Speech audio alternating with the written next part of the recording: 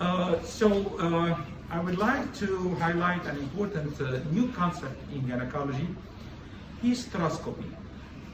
People speak about hysteroscopy as a tool to examine and explore the uterine cavity, hysterouteroscopy, which is vision. But I'm trying to introduce a new concept to add another value for this beautiful tool. Vaginiscopy was described in the 90s as a technique to facilitate hysteroscopy in the office without putting a speculum, without a tenaculum, with direct access to the cavity through the vagina. The technique explained by going through the vagina, start distension, and try to reach the posterior fornix, and then pull back, see the external os, and then go in. There is no chance to examine the vagina by this technique, but vaginiscopy, in a sense that I am describing, and I want to introduce it to the hand of each and every gynecologist, which is you just compress on the vulva, use a proper fluid pressure to expand and balloon the vagina, and you will have a beautiful view of the vaginal regae, vaginal mucosa, posterior fornix, anterior fornix, and you can see the portia vaginalis of the cervix better than a colposcope, and even you can extend the examination to the endocervix and examine the endocervix better than the colposcope. So please enjoy this technique, apply it in your work, and you will get a more and more diagnosis. Thank you very much. My name is Shawki from Cairo University, Egypt. Thank you.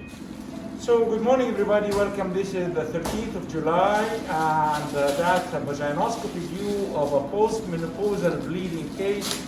And people speak about hysteroscopy as a tool to look inside the uterine cavity. Actually, I am here inside the vagina. So the privilege of examining the vagina endoscopically was not appreciated. Vaginiscopy was just mentioned as a technique to access the uterine cavity without putting a speculum. But vaginiscopy, in the sense that I described, is totally different.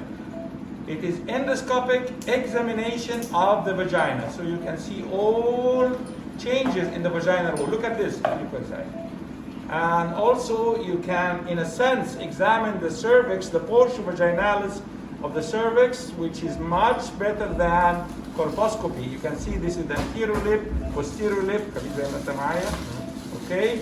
And by rotating the telescope lens, you can see this is the lateral wall, the posterior wall, and you see this abnormal changes in the vagina, okay? So in the future, that could be a lot of values for getting a diagnosis of vaginal pathology by the hysteroscope.